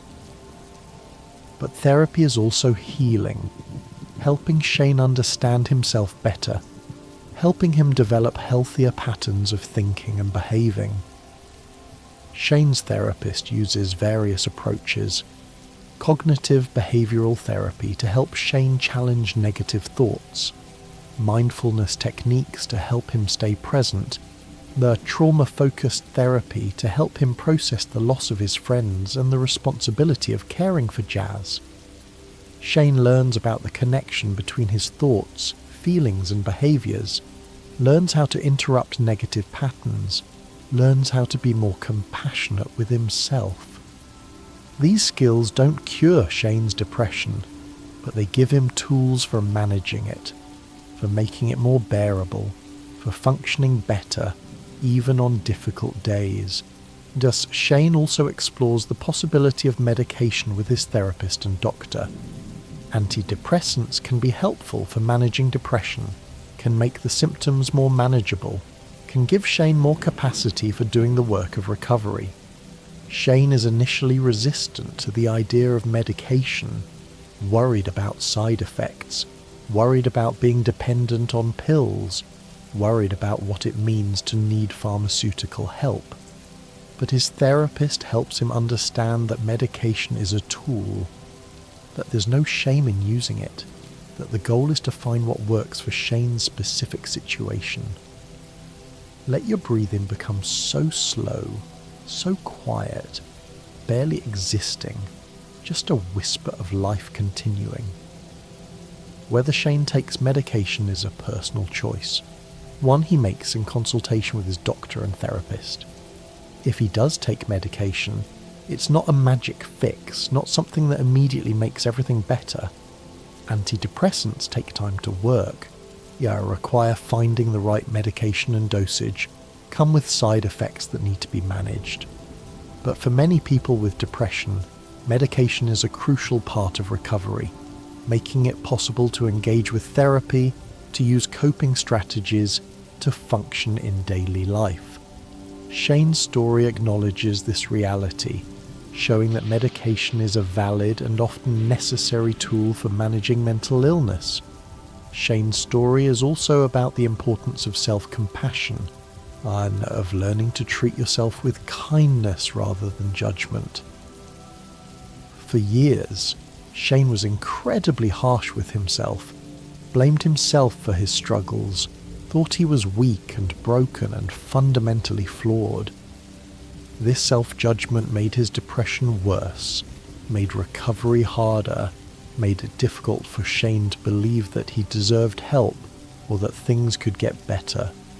Shane's therapist works with him on developing self-compassion, on treating himself with the same kindness he'd show a friend who was struggling. Shane learns to recognize when he's being self-critical, to challenge those harsh thoughts, to speak to himself more gently. This is difficult work, requiring Shane to unlearn patterns of thinking that have been ingrained for years. But slowly, Shane starts to be kinder to himself, to acknowledge his efforts rather than just his failures, to recognize that he's doing his best in difficult circumstances. And self-compassion doesn't mean making excuses or avoiding responsibility. Shane still holds himself accountable for his actions, still works on changing unhealthy patterns, still takes responsibility for his recovery. But he does it from a place of kindness rather than judgment, from a belief that he's worthy of care rather than punishment, from an understanding that he's human and humans make mistakes and that's okay. This shift in how Shane treats himself is one of the most important aspects of his recovery. Shane's relationship with Jazz continues to be central to his life and his recovery. As Shane gets healthier, as he has more energy and capacity, he's able to be more present for Jazz, to engage with her more fully, to be the guardian she deserves. Shane plays with Jazz more, helps her with homework, takes her on outings, gives her the attention and affection she needs. Jazz notices the difference, notices that Shane seems happier, that he's more available, that things feel more stable. Shane also works on being a positive role model for Jazz, on showing her healthy ways to deal with difficult emotions, on teaching her that it's okay to ask for help when you're struggling. Shane doesn't want Jazz to learn the unhealthy coping mechanisms he used, doesn't want her to turn to alcohol or isolation when life gets hard. Shane talks to Jazz about feelings, about how everyone has hard days, about how it's important to talk to people you trust when you're struggling.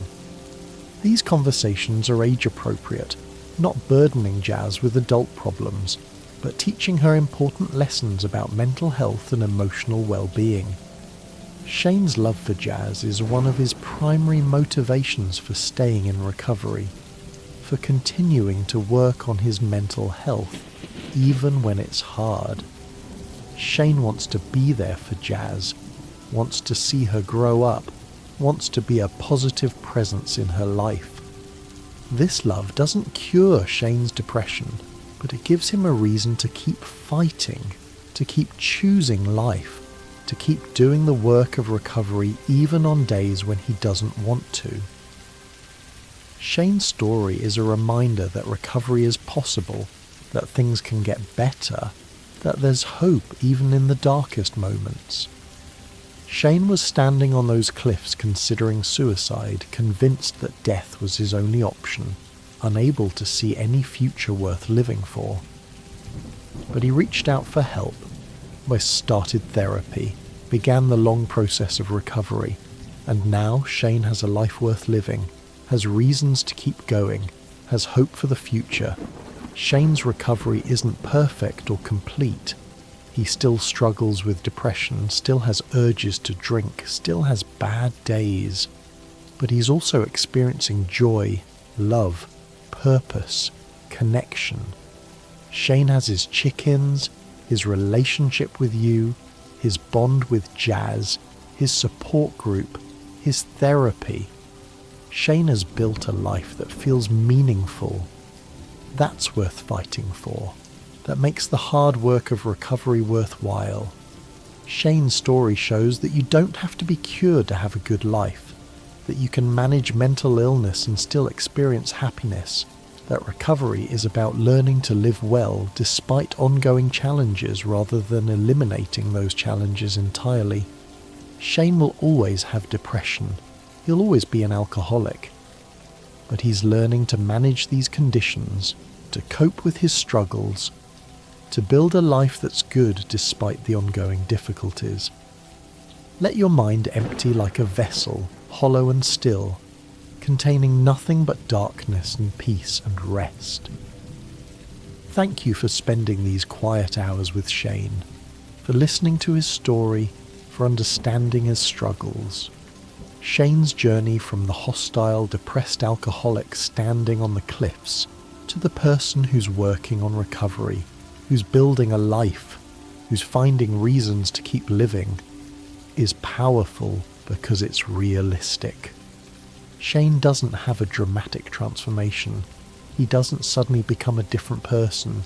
He's still Shane, still struggling, still having hard days, but he's also growing, healing, learning, finding hope.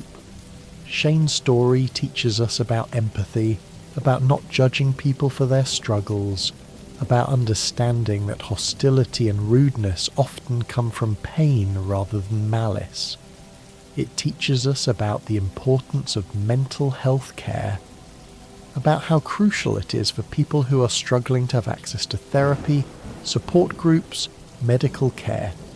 It teaches us about the ongoing nature of mental illness, about how recovery is a process rather than a destination, about how managing chronic conditions is a valid and valuable way to live.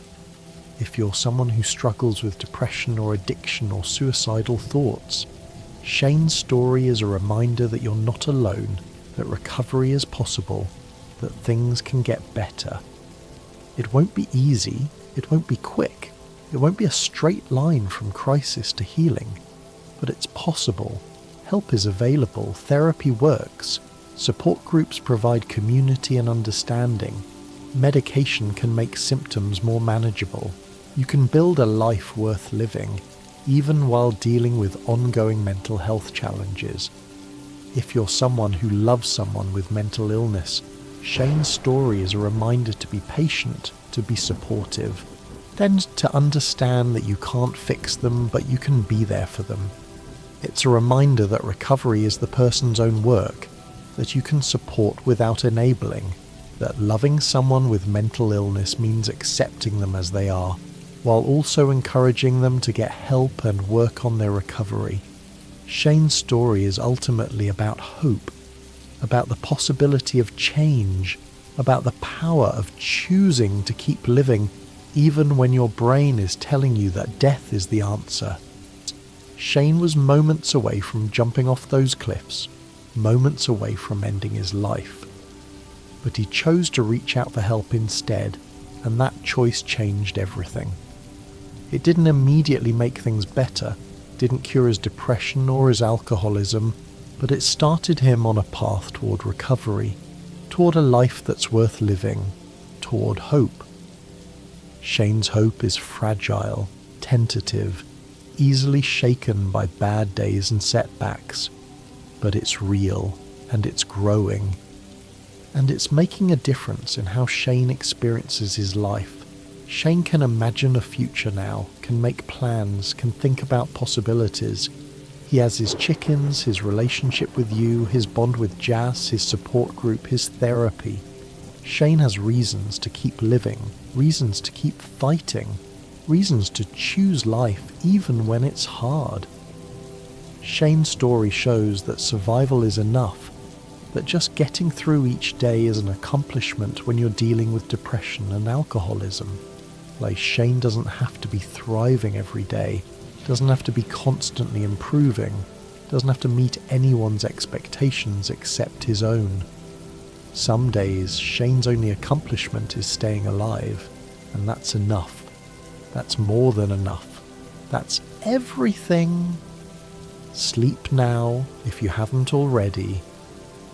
Let Shane's story fade into dreams. Let his struggles and his recovery become distant. Let your mind rest. Shane is working on his recovery, building his life, taking care of his chickens and Jazz and himself. He's still struggling, still having hard days, but he's also experiencing joy and hope and love. Shane is surviving, and that's enough. Let your breathing slow, let your body sink, let your mind empty. Let sleep take you gently into darkness and peace. Shane's story is told, and now you can rest, can let go, can drift away into the quiet rest you've earned. Thank you for being here tonight, for listening to Shane's story, for understanding his struggles. Sleep well, dream peacefully, let go. Shane is standing on the farm, feeding his chickens, watching them peck at the ground. The blue chickens are his favourites, the ones he bred himself, proof that he can create something beautiful. Jazz is visiting, playing with the chickens, laughing at their antics. Shane smiles, feeling a moment of genuine happiness, a moment when life feels worth living. He's still struggling, still working on his recovery, still having hard days, but he's also here, alive, experiencing this moment of joy, and that's enough. Let your body become weightless, floating in darkness, held by nothing, needing nothing, just existing in peace and rest. Shane's chickens cluck softly in their coop, settling down for the night. The blue chickens roost together, their unique colouring visible even in the dim light. Shane checks on them one last time, makes sure they have food and water, makes sure they're safe and comfortable. Taking care of the chickens is part of Shane's routine, part of his recovery, part of what gives his life structure and meaning. The chickens depend on him, and that dependence is motivating, grounding, a reason to get up in the morning even on days when depression is telling him to stay in bed. Shane walks back to the farmhouse, tired but satisfied. It's been a good day. A day when his depression was manageable, whereas when he didn't have strong urges to drink, when he felt present and engaged with his life. Shane knows that not every day will be like this, that there will be hard days ahead, that recovery is an ongoing process with ups and downs. But tonight, right now, Shane is okay. And that's enough. Inside the farmhouse, Shane's room is messy, cluttered with empty cans and clothes on the floor. Shane looks at the mess, feels a twinge of guilt, thinks about cleaning up. But he's tired. And it's been a long day, and the mess can wait until tomorrow. Shane is learning to be compassionate with himself, to accept that he can't do everything, that some days he has energy for cleaning and some days he doesn't. Tonight is a night when he doesn't, and that's okay. Shane gets ready for bed, following his nighttime routine. Brush teeth, change into pyjamas, set an alarm for tomorrow morning. The routine is comforting, familiar, always something Shane can do on autopilot even when he's exhausted. Routine helps manage depression by reducing the number of decisions Shane has to make, by creating automatic patterns that don't require motivation or energy. Shane's therapist emphasized the importance of routine, and Shane has learned that it really does help, that having structure makes the hard days more manageable. Shane lies in bed, thinking about the day, about his life, about how far he's come from the person who was standing on those cliffs considering suicide. Shane is proud of his progress, proud of the work he's done, proud of choosing to keep living even when it was hard. Recovery is ongoing, daily, a continuous process of managing his illnesses, using his tools, making healthy choices, reaching out for support. But Shane is doing it, is working on his recovery, is building a life worth living. Shane thinks about Jazz, about how much he's grown, about how their relationship has improved as he's gotten healthier. Shane is grateful that he's still here to see Jazz grow up, to be part of her life, to be the guardian she needs. Shane's love for Jazz is one of his primary reasons for staying in recovery, for continuing to work on his mental health even when it's hard. Jazz needs him, and that matters, and that's enough to keep Shane fighting. Shane thinks about you, about your relationship, about how much your support has meant to him. You didn't save Shane, didn't cure his depression or his alcoholism, but you were there when he needed someone. You showed him that he matters. You supported him through his crisis and his recovery. Shane is grateful for your presence in his life, grateful for your patience and understanding, grateful that you accept him as he is, struggles and all. Shane thinks about his chickens, about his blue chickens, about the breeding projects he's working on. The chickens give Shane purpose and routine and something to care about. They're a reason to get up in the morning, a source of pride and accomplishment, proof that Shane can create something beautiful and unique. Shane is excited about expanding his chicken operation, about developing new varieties, about building a life that feels meaningful rather than just going through the motions. Let your thoughts drift like leaves on a gentle stream, present but moving, here but going, peaceful and slow. Shane's eyes grow heavy, his body relaxing into the bed, his mind quieting. He's tired, ready for sleep, ready to rest. Tomorrow will bring new challenges, new struggles, new opportunities for growth. But tonight, Shane can rest, can let go, can trust that he'll be okay. Shane has his tools, his support system, his reasons for living. He has his therapy, his support group, his coping strategies. Shane has built a life worth fighting for, and he's committed to continuing the fight, to choosing life, to working on his recovery. Shane drifts towards sleep, his breathing slowing, his thoughts becoming less coherent. He's safe, comfortable, at peace. The depression is still there, lurking in the background, ready to resurface on bad days. The urge to drink is still there, manageable tonight but always present. But Shane has learned to live with these ongoing challenges, to manage his illnesses, to build a good life despite the struggles. Shane is surviving, and that's enough. That's more than enough. That's everything. Sleep takes Shane gently, pulling him down into darkness and rest. His breathing becomes deep and even, his body completely relaxed, his mind quiet. Shane is at peace, for now, in this moment. Tomorrow will bring new challenges, but tonight Shane can rest, can let go, can trust that he'll be okay. Shane has come so far from the person who was standing on those cliffs, and he's proud of that progress, proud of himself, proud of choosing to keep living.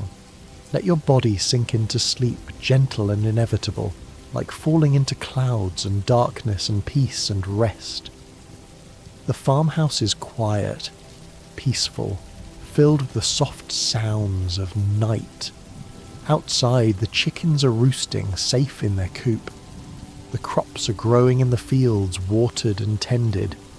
The farm is thriving, a testament to hard work and dedication and care. Shane is part of this now. Part of the farm, part of the community, part of a life that feels meaningful and worth living. Shane's recovery is ongoing, a daily process of managing his depression and alcoholism, of using his coping strategies, of reaching out for support when he needs it. Some days are easier than others. Some days Shane feels good, feels capable, feels like he's making real progress. Other days are hard, filled with depression and cravings and the exhausting work of just getting through. But Shane keeps going, keeps trying, keeps choosing life even when it's difficult. Shane's story is a reminder that recovery is possible, that things can get better, that there's hope even in the darkest moments. Shane was standing on those cliffs considering suicide, convinced that death was his only option, unable to see any future worth living for. But he reached out for help, started therapy, began the long process of recovery, and now Shane has a life worth living. Has reasons to keep going, has hope for the future. Shane's recovery isn't perfect or complete. He still struggles with depression, still has urges to drink, still has bad days, but he's also experiencing joy, love, purpose, connection. Shane has his chickens, his relationship with you, his bond with Jazz, his support group, his therapy. Shane has built a life that feels meaningful, that's worth fighting for, that makes the hard work of recovery worthwhile.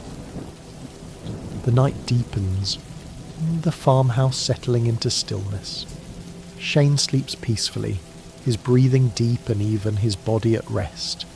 Tomorrow he'll wake up, feed the chickens, start another day. Tomorrow will bring new challenges, new struggles, new opportunities for growth.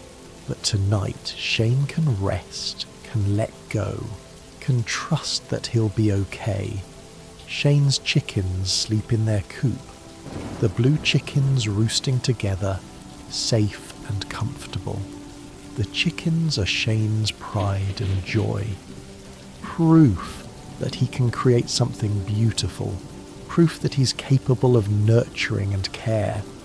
Tomorrow Shane will check on them, will feed them, will continue his breeding projects. The chickens give Shane purpose and routine and something to care about, and that matters, and that's enough. Jas sleeps at Marnie's ranch, safe and loved, dreaming child dreams. Tomorrow she'll visit the farm, will play with the chickens, will spend time with Shane. Jas loves Shane, depends on him. Arla needs him to be there, and Shane is there, is working on his recovery, is doing his best to be the guardian Jas deserves. Shane's love for Jazz is one of his primary reasons for staying in recovery, for continuing to work on his mental health, even when it's hard. You sleep in the farmhouse, in the room next to Shane's, part of his life now, part of his support system, part of his reasons for living. Tomorrow you'll work on the farm together, we'll tend the crops and care for the animals. We'll build the life you're creating together. Your relationship with Shane is important, meaningful, a source of support and love and connection. You didn't save Shane, but you were there when he needed someone, and that matters, and that's enough. The farm is quiet, peaceful, resting under the stars. The crops grow slowly in the fields, the animals sleep in their barns and coops. The farmhouse is still and dark. Everything is at peace, for now, in this moment. Tomorrow will bring work and challenges and the ongoing process of living, but tonight everything can rest, can let go, can simply be. Shane's story is complete for now. He's working on his recovery, building his life, taking care of his chickens and Jazz and himself. He's still struggling, still having hard days, but he's also experiencing joy and hope and love. Shane is surviving, and that's enough. That's more than enough. That's everything. Thank you for being here tonight. Ye for listening to Shane's story, for understanding his struggles. Shane's journey from the hostile, depressed alcoholic standing on the cliffs to the person who's working on recovery, who's building a life, who's finding reasons to keep living is powerful because it's realistic. Shane doesn't have a dramatic transformation. He doesn't suddenly become a different person. He's still Shane, still struggling, still having hard days, but he's also growing, healing, learning, finding hope. Sleep now. Let Shane's story fade into dreams. Let his struggles and his recovery become distant. Let your mind rest. Shane is okay, for now, in this moment. He's sleeping peacefully, his chickens are safe, Jazz is loved, you're there. Everything is okay, for now, and that's enough. Let your breathing slow, let your body sink, let your mind empty. Let sleep take you gently into darkness and peace. Shane's story is told, and now you can rest, can let go, can drift away into the quiet rest you've earned. Thank you for trusting these quiet hours with me. Sleep well, dream peacefully, let go, good night.